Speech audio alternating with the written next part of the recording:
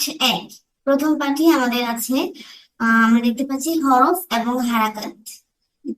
আল হুরুফু ওয়াল হারাকাতু। হরফ এবং হারাকাত আছে। হরফ কি? আরবি ভাষা বর্ণমালা বা হরফ হচ্ছে মোট 29টি। আমরা জানি আরবি বর্ণমালা হচ্ছে 29টি, তাই না? 29টি কি কি আমরা আজকে পড়বো ইনশাআল্লাহ। প্রথমে আছে আলিফ। আলিফ, বা, বা।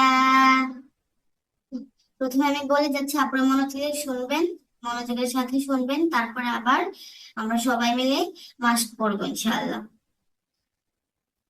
আলিফ, বা, বা, তা, সা, জিম, জিম। আলিফ, বা, তা। আলিফ, আলিফ বলার সময় আলিফ হচ্ছে আমরা আমাদের মাখরাজ হচ্ছে একটা উপরের দাঁত নিচের ঠোঁটের পেটে লাগবে আলিফ, ঠিক আছে, এবং বাতাস বের হবে। আলিফ, বা, তা, সা, সা, জিম, জিম, হা, হা, খ, দাল, দাল, র, দা,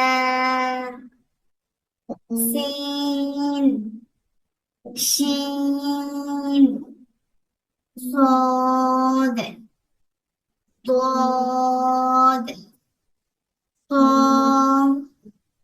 ظ، عين، غين، فا، قاف، كاف، لام، ميم، نون، واو، হা, হামজা, ইয়া, ইয়া। এটাও ইয়া, লাস্টের এটাও ইয়া, দুইটা ইয়া। আচ্ছা, এখন এই হরফগুলোর আবার কিভাবে আমরা উচ্চারণ করব, সঠিক উচ্চারণ করব। এই হরফগুলোর আবার মাখরাজ দেওয়া আছে। মাখরাজ কি?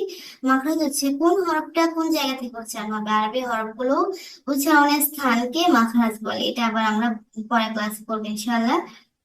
আরবি হরফগুলো উচ্চারণের স্থান। তো আজকে হচ্ছে আমরা শুধুমাত্র আরবি হরফগুলো প্র্যাকটিস। তো আজকে এই পর্যন্তই।